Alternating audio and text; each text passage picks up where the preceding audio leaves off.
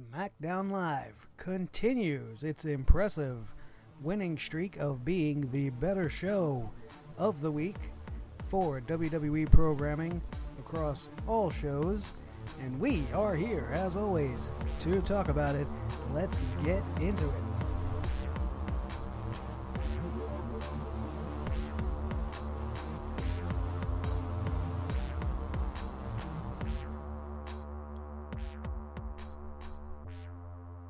Oh yes, SmackDown Live came to us from San Diego, California this week, and it was, once again, not a spectacular show, but it was a solid, well-produced, very well-assembled wrestling show.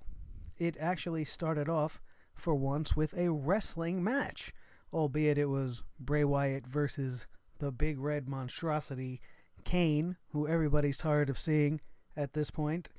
But there was much more in store for Bray Wyatt, which had absolutely nothing to do with this match, and we are going to get into it. Thank you for tuning in to the channel. This is the SledgeHammer Wrestling Show. I am your host, Nick Nightmare, as always, and SmackDown, once again, superior storytelling.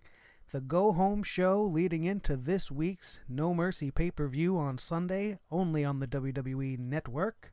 Well, not only, but you should be watching it on the WWE Network for only $9.99 and not being a bonehead and spending $50-$60 a month, now twice a month, on these pay-per-views, which are definitely not worth that much money anymore, as they were back in the day.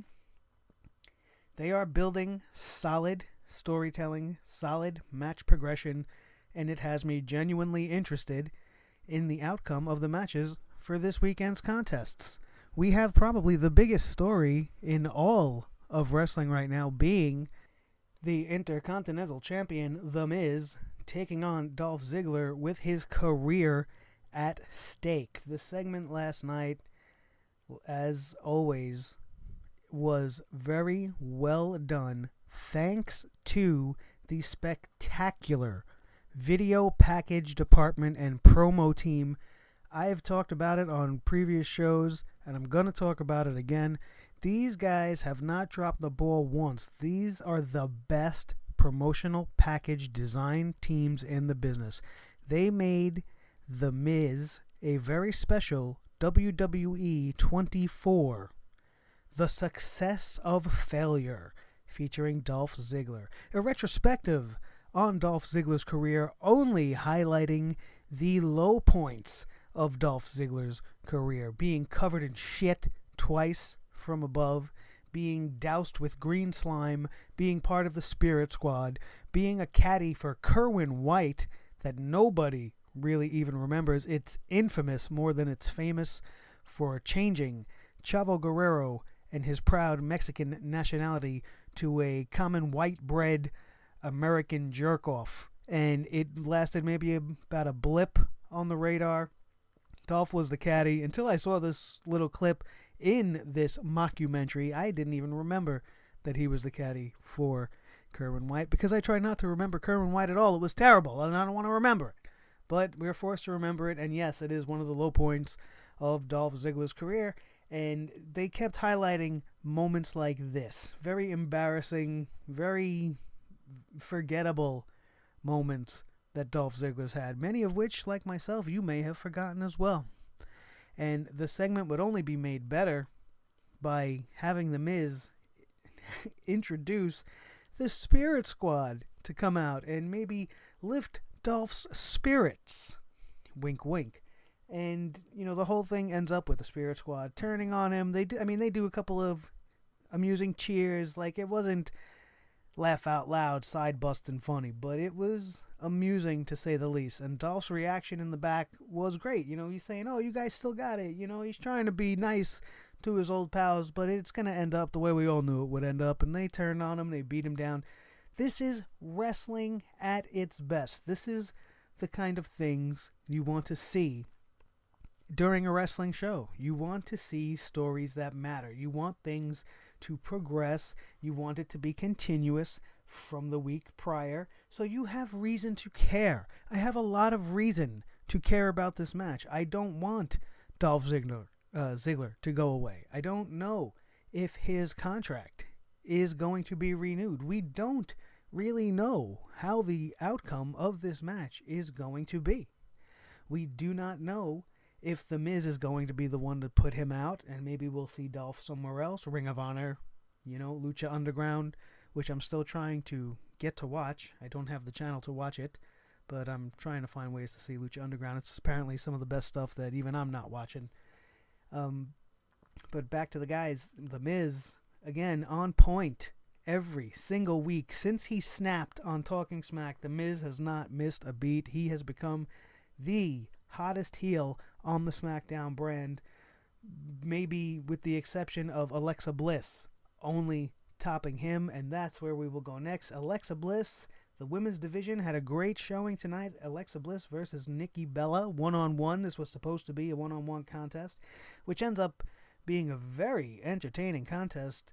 Nick, let me tell you about Nikki Bella right now.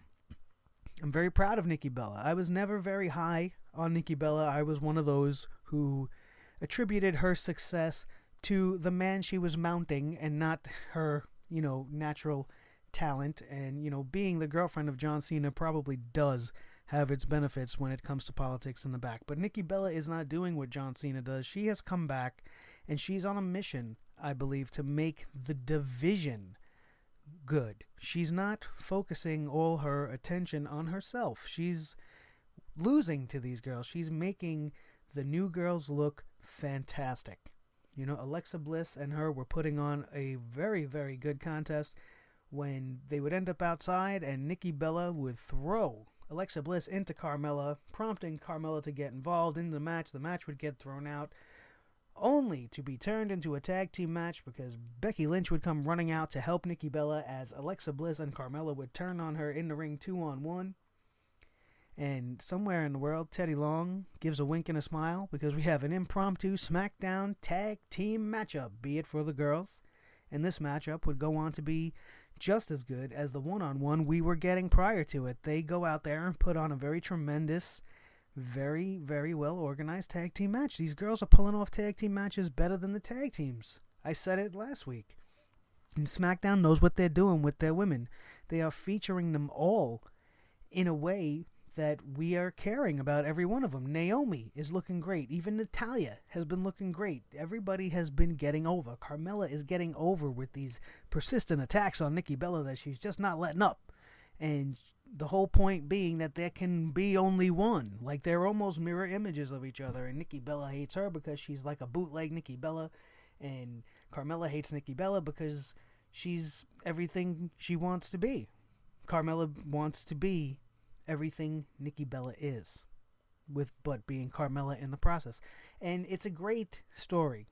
And this story will also have a conclusion, or at least another chapter written at this weekend's upcoming No Mercy. As well as the Women's Championship, we will see Becky Lynch take on Alexa Bliss. I don't see Alexa Bliss winning as much as I would like her to, but I would much prefer them have Becky Lynch hold it for a while. I don't like the hot potato effect. I don't like bouncing titles back and forth. We love as wrestling fans to be surprised, and we love, that unpredictability. As fans, we love that, but we also like stability in our champions. At least I do. And I want the women's title on SmackDown to mean more. I mean, it already does. It's the women's title on Raw has been made to look like a joke, and they're just passing it around between the same two girls over the last 6 months, and the title's changed more times than there's been matches, almost. It's ridiculous, and I want them to have a little more respect. They seem to be showing the same respect. We'll know when the outcome of that match is resolved, and Becky Lynch most likely comes out with that title and will continue to further her reign as the as the SmackDown Women's Champion.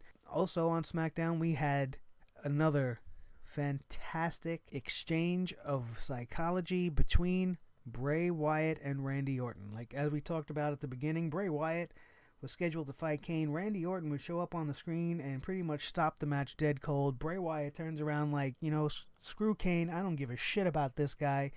I'm going to go find Randy Orton because he's calling me out. He's almost, mocking Bray Wyatt. His vignette was upside down. He was speaking almost in tongues, very Bray Wyatt-esque of him, and Bray Wyatt was intrigued enough to go, I'm going to go and mess this guy up. So much like last week where Bray Wyatt was the one antagonizing Randy and luring him into a trap, Randy flipped the script and is playing Bray Wyatt's game with Bray Wyatt. This would only grow and be more intensified by the fact that Randy does, in fact, get one up on Bray Wyatt and has him locked in a tractor-trailer back. It was either that or like a storage pod, I don't know. But it had surveillance inside so we could see what Bray Wyatt is doing while he is now locked inside this steel box. And the man who is not all there to begin with slowly begins to break down before our eyes. And in the final shot that we see Bray Wyatt, he's facing the camera, sitting in the rocking chair, because it was only him and the rocking chair in this container. And he's reaching out to, as if to be speaking to somebody. So this is something that you would come to expect from Bray Wyatt, but he clearly is addressing Sister Abigail and begs her, Sister Abigail, I am ready. Please take me home. And the camera fades to black. We don't see who he's talking to. We just see Bray Wyatt looking towards us. We don't know what's in front of Bray Wyatt due to the camera angle. And then Randy comes back to let Bray Wyatt out. He opens the gate. Bray Wyatt's fucking gone. It was fantastic. It was creepy. It was eerie. And it totally intrigues and brings you in to this match. Because now Bray Wyatt was just locked up and he's missing. What did he fucking vaporize? Where did he go? What the hell happened? Did Sister Abigail somehow get him out of there? Are we going to see Sister Abigail at No Mercy? It's a very good possibility. They do need more women. I don't know if there is somebody who is Sister Abigail. I am very, very intrigued by the whole situation. Bray Wyatt is a lunatic. Is he a god as he says he is? I don't know. But this, once again, like I said before, this is wrestling. This is what we need. This reeked of late 90s wrestling promo. It felt like something back in the days of The Undertaker and Mankind, just like it did last week. Essence of the Boiler Room Brawl and the promos and interviews that led to that encounter, having Mick Foley in the boiler room, rocking in the darkness with the rats on his shoulder and all the crazy stuff that The Undertaker always used to do with the smoke was always in the air, and everything was always dark and always eerie and always somewhat uncomfortable to watch. But at the same time, we're watching wrestling and you suspend your belief of reality just enough to enjoy this the way you're supposed to. This is how you use Bray Wyatt. Again, SmackDown clearly has their head on straight. They got their thinking caps on and they know how to produce a wrestling program. Why is it so much easier for them? Is it because they have a younger writing staff? Is it because Shane McMahon really gets wrestling and maybe Stephanie doesn't? Stephanie's too busy worrying about doing what Daddy says, and Shane, being an alpha male himself, not giving a shit, wanting to prove that, no, man, this is the way it's done. And he's showing consistently that he is winning.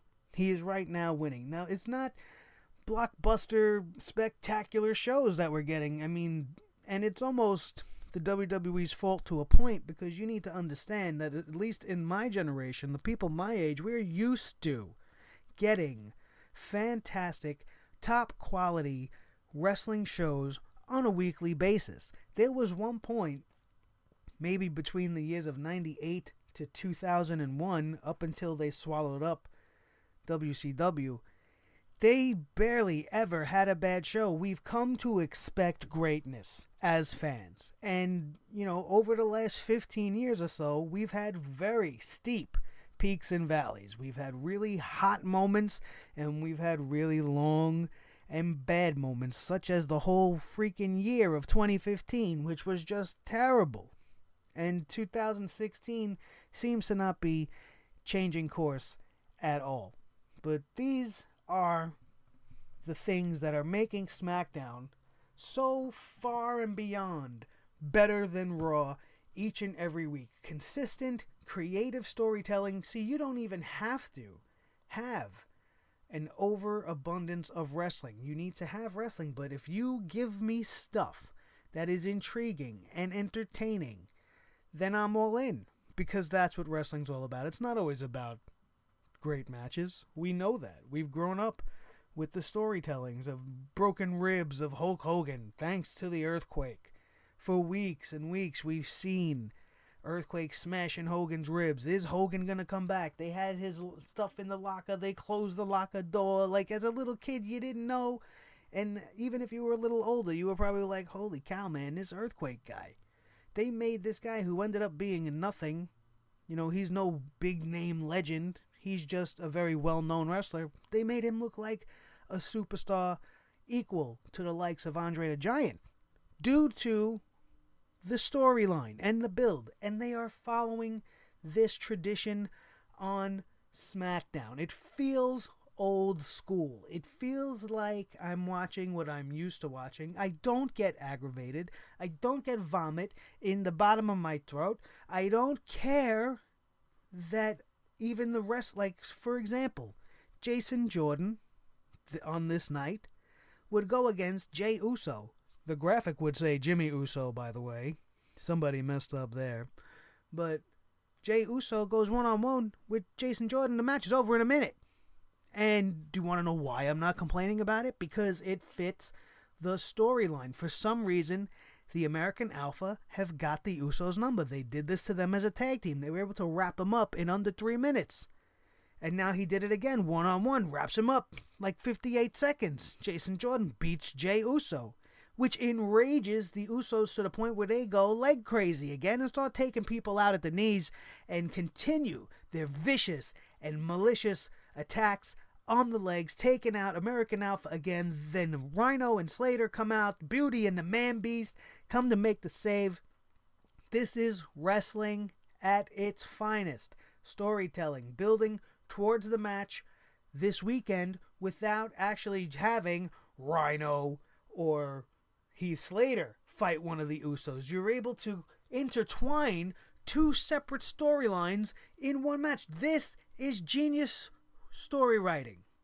In comparison to the schnooks on Raw, to those mooks over there that don't know jack shit about nothing, and that they're just giving us filler and filler and filler and filler and stupid content that means nothing to the produced show that we're trying to get to at the end of the month. We're just going to go week at a time and throw you some garbage.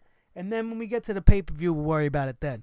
SmackDown's been worrying about No Mercy since 2 weeks ago, and the proof is in the pudding when you look at the SmackDown shows we have been getting. They have been top-notch. To prove my point even further, look what they did with Baron Corbin and Jack Swagger. This is a match that I was very intrigued by because it's a clash of styles. And whenever you clash two different styles that seemingly don't mesh, you get fantastic matches. These guys went in there with the engines turned up to full throttle. They really were throwing down in there.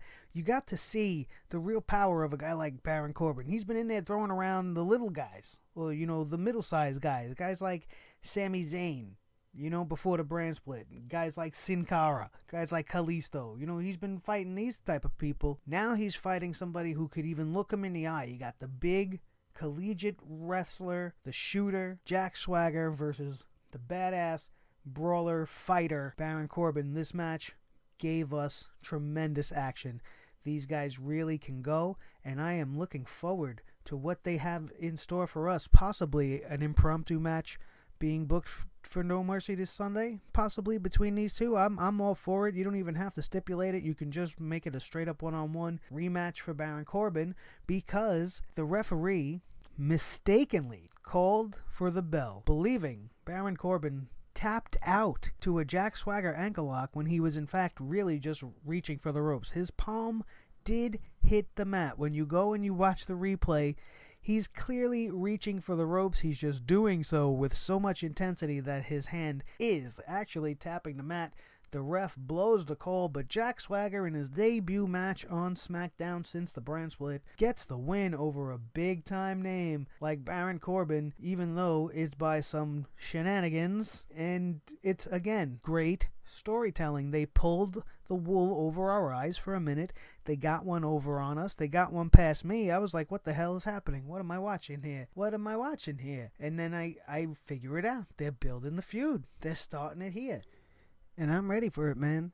I'm settling in for a nice long rivalry between these two. It should be a real great program between these guys. They're going to make each other look like gangbusters, guys.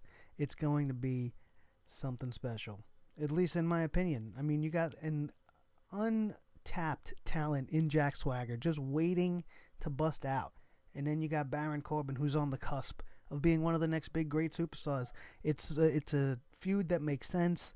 It's a rivalry that should do some great things if they continue on this path of great storytelling and progression. We even had a storyline begin between the Ascension and the Hype Bros in a somewhat, decent match, although it was only 4 minutes. They did as much as they could. The Hype Bros defeated the Vaudevillains tonight on SmackDown. And the Hype Rider, one of the nicest moves I've seen from a tag team in a while. Not high on the tag team, though. Never really liked Mojo Rawley. He's just annoying. And why he's got to stand there shaking his junk in front of my face on the TV, I wasn't having it. I'm not a big guy. I'm not a hype bro. But the important thing to note about this match, if I were to note one thing that mattered, was the Ascension came out during this match and did absolutely nothing. Again, very old school booking. They stood there at the top of the ramp, and they were scouting. They were scouting the competition, just like an old tag team would have done back in the day. And without doing a thing, when the match was over, they just pointed at the Hype Bros as if, hey, we want a shot at you guys next. And I'm hoping that they take the Ascension a little more seriously. They were one of my favorite tag teams from NXT. The Vaudevillains, too. They were a very, very talented team. They got over really big with the crowd down there. They have some stuff to offer, and they're just not allowing these guys to flourish, and hopefully this is the beginning of that, and we will see some more impressive and more dominating performances from the Ascension and possibly even the Vaudevillains in the near future. Lastly, we are going to wrap this show up by talking about how they wrapped up SmackDown. And in the final moments of this go-home show, I wouldn't say bored, but I was just not looking forward to this confrontation. Like, I didn't think what was about to take place was going to be of any importance or even stir any type of interest up. It's already a triple threat. It involves John Cena. I'm almost tapping out myself. I already know Cena's not going to win because he's leaving. So, like, what are we going to do here? We're having a match to put over AJ Styles, and I'm all right with that. But this segment would go on to become one of my all-time favorite moments in the career of John Cena. Because he came out... Well, let me start at the very beginning. I apologize for jumping ahead. AJ Styles comes out, spewing his nonsense that he likes to talk about, the champ that runs the camp, the whatever you want to call him. It's annoying, all the rhyming. I've noted it before. It's not the first time you've heard me talk about that. But his point being that he's the best, he's proven he's the best, and that there's nobody better. Out comes Dean Ambrose, and, he says, I'm not really here to talk about you. I'm here to talk about John Cena because John Cena screwed me. Unbeknownst to Dean Ambrose, that it was actually AJ Styles who was the cause of John Cena hitting him the week prior. It was made to look like Cena blindsided him, but we all know AJ pushed Cena into Ambrose. Ambrose doesn't notice. So he's taking it personally. He's blaming John Cena.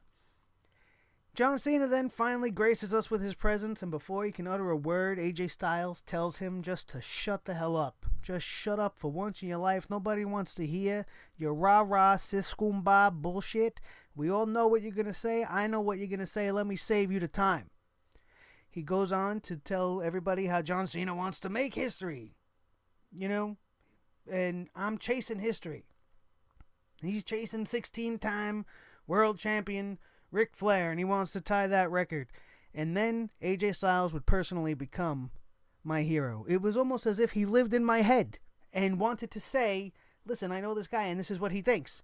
Because he would go on to repeat something I have spewed constantly since this topic has come up, and John Cena and Ric Flair's name should not be mentioned in the same sentence no matter how many times he has won the heavyweight championship. There is no comparison between the two, and AJ Styles put him on blast by saying just that. Not in those words, in his own words. He'd said it much better than I could have ever said it.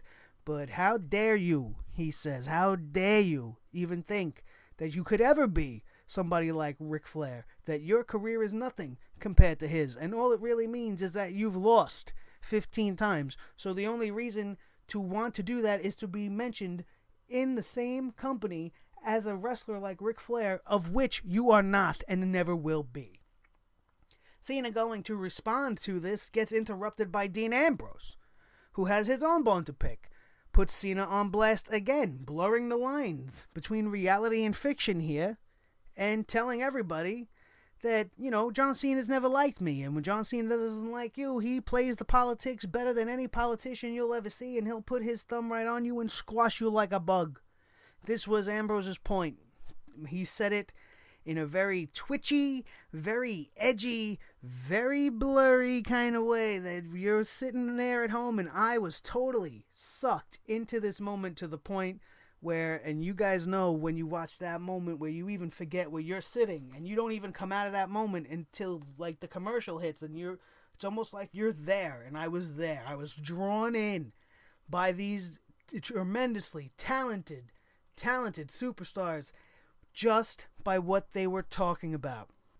So Ambrose wraps up his little rant, and we now are waiting for Cena's response, which is simply, talk is cheap. He flips the microphone and goes on a rampage. He hits Dean Ambrose with the AA. He then gets hit with the phenomenal forearm.